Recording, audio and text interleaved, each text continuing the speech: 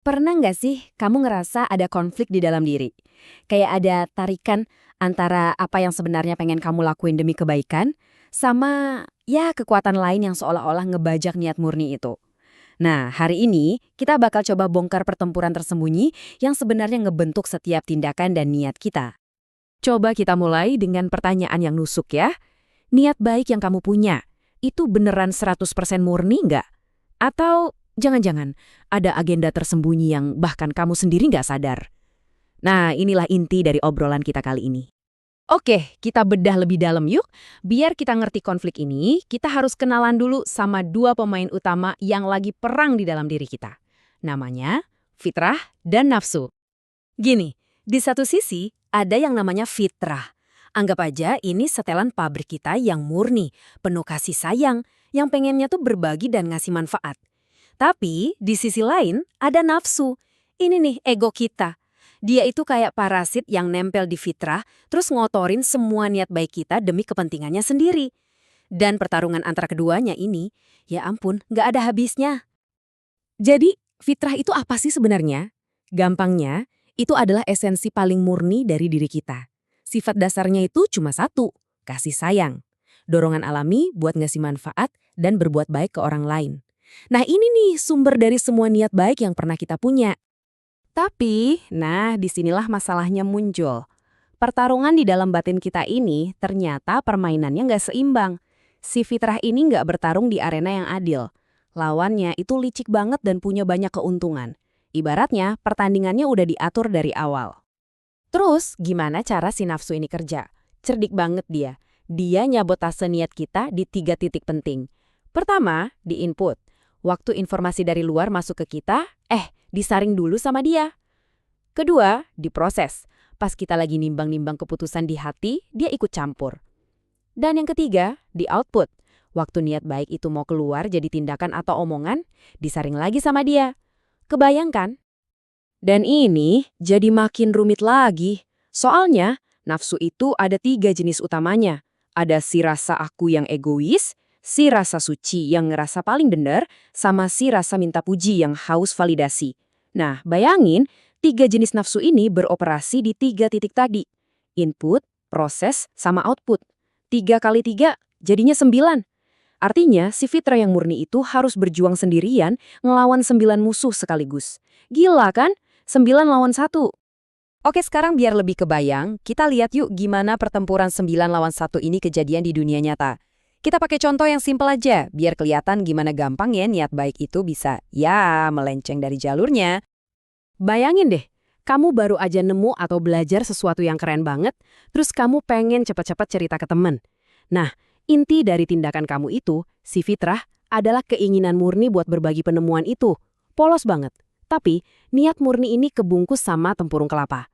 Tempurungnya ini adalah nafsu kamu yang diam-diam bisikin, ayo biar kelihatan pinter, atau semoga dia kagum deh sama gue. Tapi ceritanya nggak selesai di situ. Pertarungannya jadi makin rame. Waktu kamu ngobrol sama orang lain, 9 nafsu kamu itu ketemu sama 9 nafsu teman kamu.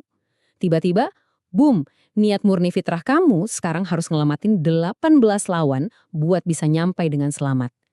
18 lawan 1. Nah, lihat deh, gimana ini bisa jadi berantakan.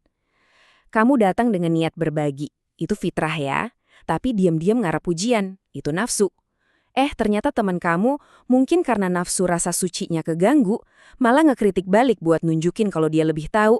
Tuh kan, niat murni buat berbagi langsung lenyap, berubah jadi adu ego. Oke, sekarang kita masuk ke bagian intinya nih.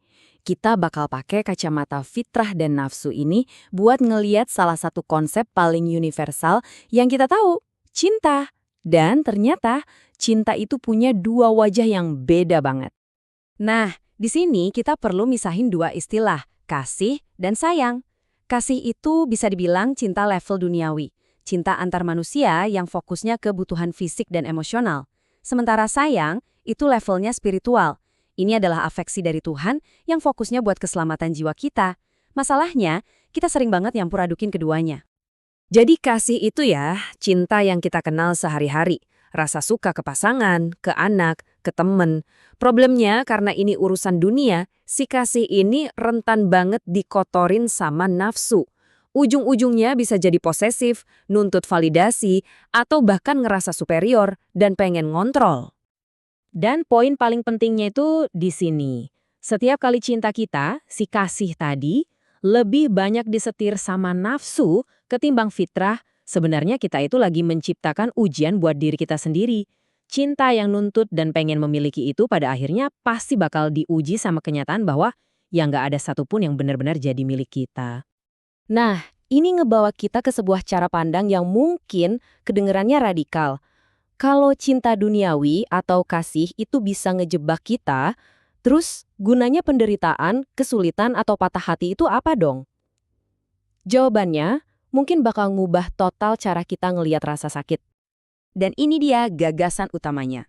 Kesulitan itu seringkali bukan hukuman, justru sebaliknya, itu adalah salah satu bentuk sayang dari Tuhan. Sebuah intervensi ilahi yang tujuannya justru buat nyelamatin jiwa kita dari cengkeraman ego dan keterikatan sama dunia. Biar gampang ngertinya, kita pakai metafora yang kuat banget nih. Bayangin kasih, semua pencapaian, harta, hubungan duniawi kita, itu adalah sebuah kapal. Terus sayang, kasih spiritual dari Tuhan, itu adalah lautannya. Lautan tempat si kapal ini berlayar. Cara kerjanya gini. Gara-gara dorongan nafsu, kita ini sibuk banget ngebangun kapal kasih kita jadi makin gede, makin megah, numpuk harta, ngejar pencapaian, punya cinta yang makin posesif. Akhirnya, kapalnya jadi kegedean sampai nggak bisa gerak, nyangkut di perairan dangkal. Nah, di saat itulah sayang datang dalam bentuk badai. Bisa jadi kehilangan, kegagalan, atau patah hati yang menghancurkan sebagian dari kapal itu. Emang sakit banget rasanya. Tapi justru karena itu, kapal kita jadi lebih kecil, lebih ringan. Dan akhirnya bisa berlayar lagi di lautan spiritual yang jauh lebih dalam. Jadi, setelah kita ngelewatin semua ini, kita sekarang punya semacam lensa baru. Kerangka berpikir yang benar-benar beda buat ngebaca semua pengalaman hidup kita. Baik itu yang enak maupun yang nggak enak. Intinya, kalau kita pakai lensa baru ini, kita jadi ngerti pertarungan di dalam diri kita itu bukan kelemahan, tapi memang arenanya. Cinta duniawi, si kasih itu, ya kendaraan kita. Dan rasa sakit, itu bukan hukuman, itu adalah sayang, badai yang justru membebasin kita buat lanjutin perjalanan jiwa yang sebenarnya. Sebagai penutup, saya mau ninggalin satu pertanyaan buat kamu renungin. Coba deh lihat hidup kamu sekarang. Coba kenali mana aja yang sebenarnya cuma kapal kamu. Keterikatan, pencapaian, atau hubungan yang mungkin malah bikin kamu mandek. Terus coba cari, di mana lautan kamu? Ruang buat bertumbuh secara spiritual yang cuma bisa kamu arungi kalau kamu berani ngelepasin sebagian dari kapal itu.